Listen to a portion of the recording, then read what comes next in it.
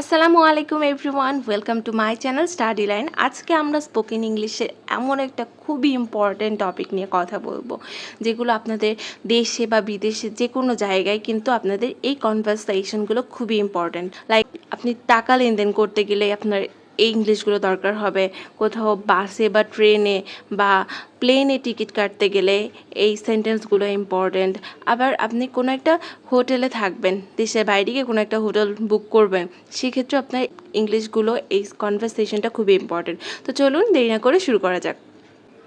কিভাবে আপনি ইংরেজিতে টাকা লেনদেন সম্পর্কে কথা বলতে পারেন।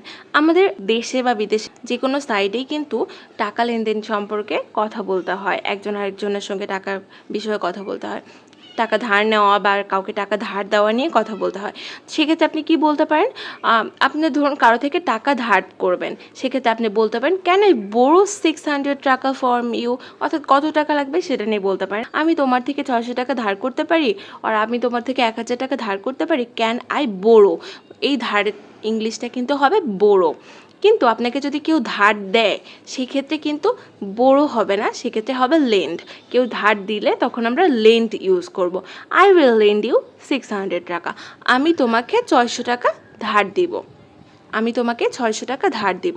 অর্থাৎ কেউ যদি ধার করতে চায় কারো থেকে তখন বলবে ক্যান আই বোরো, অ্যান্ড কেউ যদি ধার দেয় তখন সে ইউজ করবে আই উইল লেন্ড ইউ, অর্থাৎ আমি তোমাকে ধার দিব। ধার করার ক্ষেত্রে বোরো, অ্যান্ড ধার নেওয়ার ক্ষেত্রে অবশ্যই লেন্ড ইউজ করতে হবে। এরপরে ধরুন কারো থেকে আপনি খুচরা আছে কিনা, খুচরার ইংলিশটা হবে চেঞ্জ। হ্যাভ এনি চেঞ্জ, খুচরার ইংলিশটা তাহলে 500 টাকার খুচরা হবে। আপনি কাউকে সম্বোধন করে বলছেন do you have any change for 500 টাকা, আপনার কাছে কি 500 টাকার খুচরা হবে? আপনার কাছে 500 টাকার খুচরা নেই, আপনার কাছে 400 টাকা খুচরা আছে, তখন আপনি বলতে পারেন I am short on cash. Short on cash বললে উনি বুঝে নেবেন যে আপনার কাছে 500 টাকা খুচরা নেই। ঠিক আছে, I am short on cash. ধরুন আপনি বলতে চান আমি টাকা উপার্জন করতে চাই, ইংলিশটা কি? I want to earn money, মানে আমি টাকা উপার্জন করতে চাই। আপনি টাকা জমাতে চান, সেক্ষেত্রে বলতে পারেন I want to save money. Earn মানে কিন্তু উপার্জন করা, আর সেভ মানে জমানো। আই ওয়ান্ট টু সেভ মানি। আপনি কাউকে বলছেন বেশি টাকা খরচ করো না, বেশি টাকা খরচ করো না এর ইংলিশটা হবে don't spend too much money. Spend মানে খরচ করা, ডোন্ট স্পেন্ড টু মাচ মানি। ব্যাংকে থেকে লোন নিতে গেলে কি হবে? ব্যাংকে থেকে যদি আপনি লোন নিয়ে থাকেন আর ঋণ নিয়ে থাকেন, সেক্ষেত্রে আপনি ইংলিশটা কি বলবেন? I took A loan of 20,000 টাকা ফ্রম দ্য ব্যাংক। আমি ব্যাংক থেকে 20,000 টাকা ঋণ নিয়েছি আর লোন নিয়েছি, সেক্ষেত্রে আই টুক এ লোন, এটা কিন্তু পাস্ট ফর্ম ইউজ করতে হবে। এরপর আপনি কাউকে বলতে পারেন তুমি বেশি টাকা খরচ করো, তুমি অমিতব্যয়ী। অমিতব্যয়ীর ইংলিশটা কি? Spend thrift. স্পেন্ড থ্রিফট মানে অমিতব্যয়ী। You spend so much money or you spend too much money, you are a spendthrift. তুমি বেশি টাকা খরচ করো, তুমি অমিতব্যয়ী। ধরুন কেউ বুঝে শুনে টাকা খরচ করে, সেক্ষেত্রে তাকে বলতে পারেন ইউ স্পেন্ড মানি ওয়াইজলি, অর্থাৎ তুমি বুঝে শুনে টাকা খরচ করো, তুমি মিতব্যয়ী। থ্রিফটি মানে মিতব্যয়ী, you are thrifty. You spend money wisely, you are thriftily. তুমি বুঝে শুনে টাকা খরচ করো, তুমি মিতব্যয়ী। এভাবে আপনি কারোর সঙ্গে টাকা লেনদেন বিষয়ে কথা বলতে পারেন। এরপর কোনো বাস, প্লেন বা ট্রেনে টিকিট কাটতে গেলে আমরা যদি ইংলিশে কথা বলতে চাই তাহলে আমরা কি বলতে পারি? ফার্স্টে ধরুন কোনো এজেন্ট, আপনি কোনো এয়ারলাইনে গিয়েছেন যে টিকিট কাটবেন, সেজন্য এজেন্ট অবশ্যই আপনাকে জিজ্ঞেস করবে যে হ্যালো কোন এয়ারলাইনটা সেটা নিয়ে কথা বল, is X airline, like how can I help you. উনি আপনাকে কী করে হেল্প করতে পারেন সেটা নিয়ে ফার্স্টে উনি জিজ্ঞেস করবেন। এরপরে আপনার কথা কি হবে? আপনি তো টিকিট কাটতে গিয়েছেন, আপনার কোন সাইডের টিকিটটা লাগবে সেটা, আপনি কোথা থেকে কোথায় যাবেন সেটা নিয়ে তাকে বলবেন I would like to book a ticket. অর্থাৎ টিকিট যদি বুক করতে চান তাহলে বলবেন I would like to book a ticket from Dhaka to Delhi, এটা বলতে পারেন। আর ঢাকা টু চিটাগং, এভাবে বলতে পারেন। আর যদি আপনি বাই করতে চান, টিকিটটা কিনতে চান ডিরেক্ট, তাহলে বলতে পারেন I would like to buy ticket from Dhaka to Chittagong. ঠিক আছে, এরপর আপনি কি বলবেন? এজেন্টটা বলছে যে আপনি একমুখী টিকিট চাচ্ছেন অর রাউন্ড ট্রিপ, অর্থাৎ আপনি কি শুধু যাবেন নাকি আপনি আবার ফেরতও আসবেন। সেই জন্য এজেন্ট আপনাকে জিজ্ঞেস করতে পারে one way or round trip, অর্থাৎ একমুখী টিকিট চাচ্ছেন নাকি রাউন্ড ট্রিপ চাচ্ছেন। তখন আপনি ধরুন বললেন রাউন্ড ট্রিপ প্লিজ। ধরুন আপনি যাবেন আবার ব্যাক আসবেন, ব্যাক আসার টিকিটটা আপনি চাচ্ছেন, তখন আপনি বলতে পারেন রাউন্ড ট্রিপ প্লিজ। এরপরে আপনাকে তখন উনি জিজ্ঞেস করবেন যে আপনি কবেকার টিকিট বুক করতে চাচ্ছেন, লাইক আপনি কবে যেতে চাচ্ছেন। তখন উনি হয়তো বলবেন when will you be departing or when will you be leaving, আপনি কবে যেতে চাচ্ছেন। তখন আপনার উত্তর হতে পারে আপনি যাওয়ার যে তারিখটা সেটা তাকে বলবেন I will depart on September 15 or September 16 or July 15, এভাবে আপনি বলতে পারেন, ঠিক আছে। এরপরে আপনাকে এজেন্ট জিজ্ঞেস করতে পারে যে আপনি বিজনেস ক্লাস ফ্লাইট চাচ্ছেন নাকি ইকোনমি। তখন আপনাকে বলতে পারে do you want business or economy class. তখন আপনি ধরুন আপনার বিজনেস ক্লাসে অর ইকোনমি ক্লাসে টিকিট দরকার, সেটা আপনি বলতে পারেন I would like business class, ঠিক আছে। এরপরে ধরুন আপনি ফিরবেন কবে, যেহেতু আপনি রাউন্ড ট্রিপের টিকিটটা চাচ্ছেন, কিন্তু সেই জন্য আপনি কবে ফিরতে চাচ্ছেন সেটা আপনাকে জিজ্ঞেস করা হতে পারে when will you be coming back or when will you be returning, আপনি কবে ফিরছেন। কেননা আপনি সেদিনের টিকিটটাও তো আপনাকে কাটতে হবে। তখন আপনার উত্তর হতে পারে I will be returning on September 24 or September 26, ঠিক আছে। আপনি কবে ফিরবেন সে ডেটটা দেবেন। কাছাকাছি টাইমের ট্রিপ হলে অবশ্যই আমরা তখন সাধারণত রাউন্ড ট্রিপের টিকিটটা কেটে থাকি, ঠিক আছে। তখন সেক্ষেত্রে আপনার ফের ডেটটা আপনাকে বলতে হবে। এরপরে কি বলা হতে পারে আপনার কয়টি টিকিট লাগছে, ঠিক আছে, আপনি কয়টি টিকিট কিনবেন। How many tickets would you like, আপনার কয়টি টিকিট লাগছে। এজেন্ট আপনাকে জিজ্ঞেস করলে আপনার উত্তর হবে I would like 2 tickets or I would like 3 tickets, কয়টি টিকিট নেবেন সেটা বলবেন। এখানে কিন্তু how many tickets would you like, আমরা উড ইউ লাইক কথাটা ইউজ করব। ভদ্রতার খাতিরে আমরা সবসময় উড কিন্তু ইউজ করে থাকি, উড লাইক।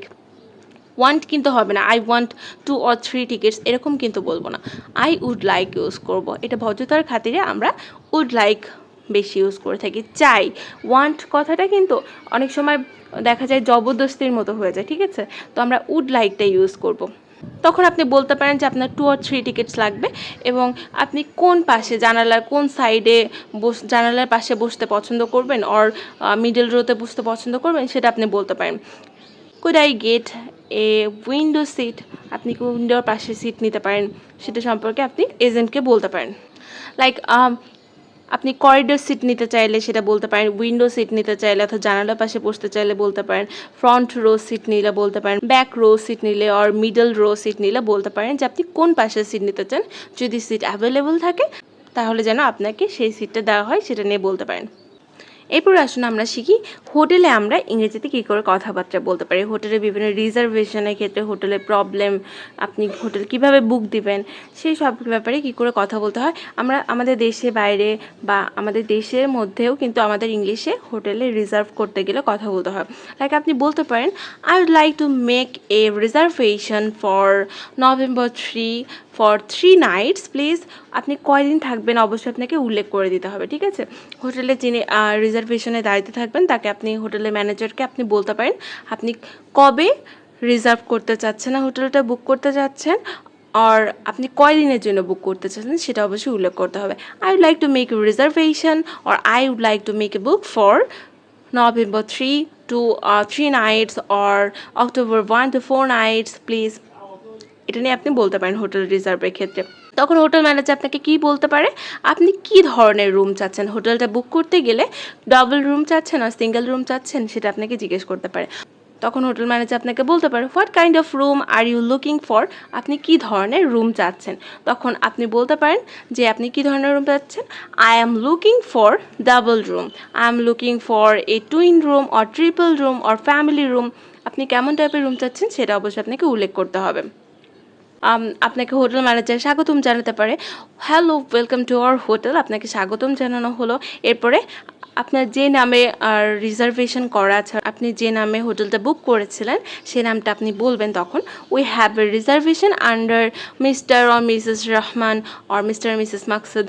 আপনি বলতে পারেন we have a reservation under mister missus Rahman or mister missus Rahim. অর্থাৎ আপনি যে নামে বুক করেছিলেন সেই রিজার্ভেশনের নামটা আপনি বলবেন। এরপর আপনি কি বলতে পারেন, হোটেল ম্যানেজার আপনাকে বলতে পারে যে আপনার কয়টি চাবির প্রয়োজন, হঠাৎ আপনি ফ্যামিলি নিয়ে এসেছেন, ঠিক আছে, আপনার চাবির সংখ্যা বেশি লাগতে পারে। তখন আপনাকে হোটেল ম্যানেজার জিজ্ঞেস করতে পারে yes we have that here, how many keys would you like, আপনার কয়টি চাবির প্রয়োজন জিজ্ঞেস করতে পারে। তখন আপনি হয়তো বলেন ধরুন আপনার একটা চাবি লাগবে, তখন 1 প্লিজ বলতে পারেন, আর 2টা কি 3টা লাগলে আপনি 2 or 3 প্লিজ বলতে পারেন, ঠিক আছে। এরপরে ধরুন আপনার হোটেলে কোনো একটা প্রবলেম আছে, like AC problem or TV রিমোটের প্রবলেম। যদি কোনো প্রবলেম থেকে থাকে আপনি হোটেল ম্যানেজারকে বলতে পারেন, can you check the heater in my room? আপনার হিটারের প্রবলেম আছে, it's not working. Can you check the AC light in my room, it's not working. Or can you check the TV remote in my room, it's not working. আপনার যে প্রবলেমটা সেটা নিয়ে আপনি বলতে পারেন। তখন এছাড়া আপনি কি বলতে পারেন, আপনার রুমে ঠিকমতো ক্লিন না, ঠিক আছে, সেই ক্ষেত্রে গোছানো না হলে পরে আপনি ম্যানেজারকে এই প্রবলেমটা নিয়ে কথা বলতে পারেন। The room has not been cleaned properly, the room has not been organised properly, অর্থাৎ গুছানো না, সেটা নিয়ে সেই প্রবলেম নিয়ে আপনি ম্যানেজারের সঙ্গে কথা বলতে পারেন। ধরুন আপনি চেকিং আউটের ক্ষেত্রে কি বলতে পারেন, আপনার কোন সময় চেক আউট করতে চান। ধরুন আপনি earlier or 2 hours late check out করতে গেলে আপনি বলতে পারেন, is it possible to check out 2 hours late or is it possible to check out earlier, সেটা নিয়ে আপনি ম্যানেজারকে বলতে পারেন। এরপরে ধরুন আপনার কি কি সুবিধা দরকার হোটেলে থাকতে গেলে সেটা নিয়ে কথা বলার জন্য তাকে জিজ্ঞেস করতে পারেন, do you have any gym facilities, do you have any transport facilities or swimming pool facilities. কী সুবিধা আছে সেটা জানার ক্ষেত্রে, অর্থাৎ আপনার যে সুবিধাটা দরকার সেটা আছে কি না সেটা জানার ক্ষেত্রে এই সেন্টেন্সটা ইউজ করতে পারেন। এরপরে আপনি কি বলতে পারেন, কোন কোন সার্ভিস দেওয়া হবে আর কোন কোন সার্ভিস অফার করতে পারে সেটা সম্পর্কে জানতে হলে কি বলতে পারেন, do you offer dry cleaning service or do you offer 24 hours room service আর ওয়াইফাই সার্ভিস। এই ধরনের সুবিধা আপনাকে দেওয়া হবে কিনা আর অফার করা হবে কিনা সেটা সম্পর্কে হোটেলের ম্যানেজারকে আপনি জিজ্ঞেস করতে পারেন, হোটেলের ফ্যাসিলিটিস সম্পর্কে জিজ্ঞেস করতে পারেন, ঠিক আছে। এরপরে আপনি কি বলতে পারেন, কোন সময়ে আপনাদের হোটেলে লাঞ্চ অর ব্রেকফাস্ট দেওয়া হয়, ডিনার দেওয়া হয়, সেটা নিয়ে জানতে আপনি বলতে পারেন, what time is breakfast, what time is lunch, সেটা নিয়ে কথা বলতে পারেন।